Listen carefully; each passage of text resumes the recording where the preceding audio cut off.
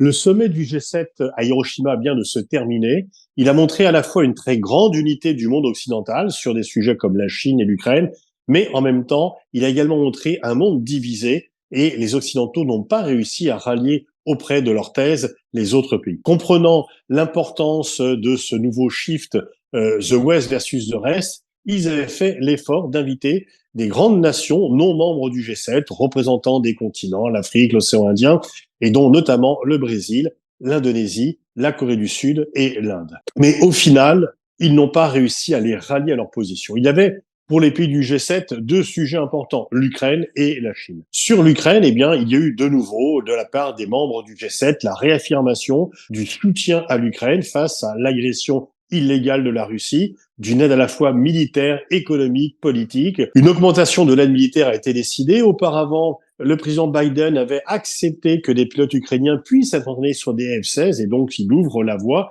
à des livraisons possibles de F-16. Et donc là, il y a bien une unité du monde occidental et le soutien occidental à l'Ukraine ne se dément pas ni ne s'émousse au fur et à mesure que la guerre dure. Et on peut dire que la prise de Bakhmout par les forces russes, loin de freiner ce soutien, l'a plutôt renforcé. Mais si l'idée était d'associer les grands pays du Sud, ce qu'on appelle le Sud global, à ce soutien à l'Ukraine, bien cela a échoué. Certes, le président Zelensky a eu un entretien avec le président Modi, mais il n'a pas pu l'avoir avec le président indonésien et non plus avec Lula qui est ostensiblement refusé le rendez-vous. Et on peut même penser d'ailleurs que les pays du Sud ont été un petit peu choqués ou ont le sentiment qu'on a voulu les instrumentaliser. Zelensky devait participer à cette réunion en visioconférence. Il est venu effectivement directement pour forcer un peu la main des pays qui étaient là. Et on peut penser que les pays du Sud n'ont pas apprécié qu'on leur force la main et d'être un peu mis devant le fait accompli.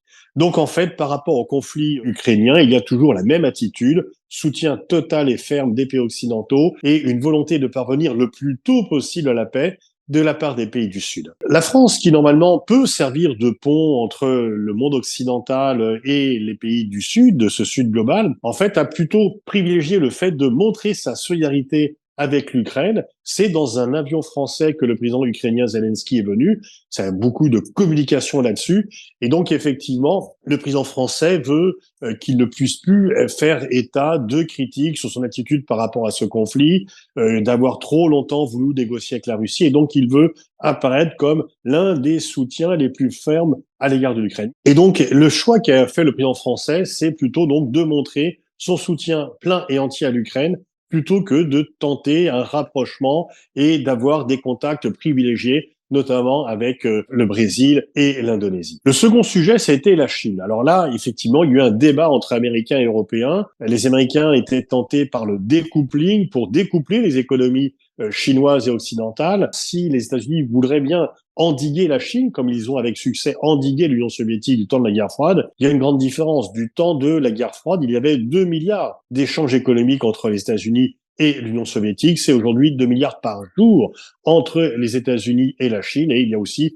de très forts liens commerciaux entre la Chine et les États-Unis. Mais finalement, même en parlant simplement de dérisking et non pas de découpling, à la demande des pays européens, la Chine a été extrêmement mécontente qu'elle soit rappelée à l'ordre sur différents sujets, sur la mer de Chine, sur Taïwan, sur les droits de l'homme, sur les pressions qu'elle devrait faire à l'égard de la Russie.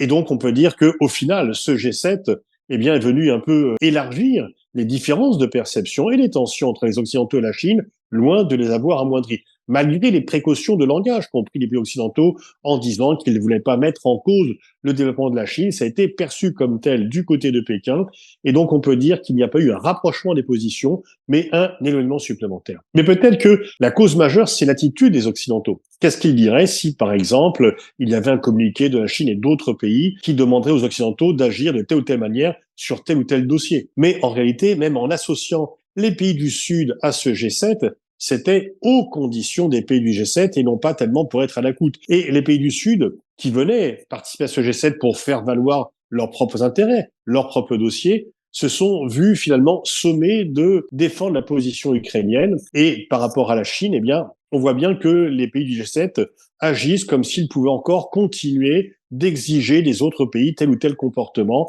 C'est relativement maladroit dans la forme. On peut faire passer ce type de message plus discrètement plutôt que de donner le sentiment d'être encore un club qui est en mesure de diriger le monde. Ce n'est plus le cas. Pendant très longtemps, on accusait même le G7 d'être une sorte de directoire du monde. Là, on voit bien que entre les différents sommets qui aient lieu, le G7 est resté un club de consultation des pays occidentaux et il n'a pas réussi son élargissement des liens avec les pays du Sud global. En ce sens-là, on peut dire qu'il y a eu un échec à Hiroshima.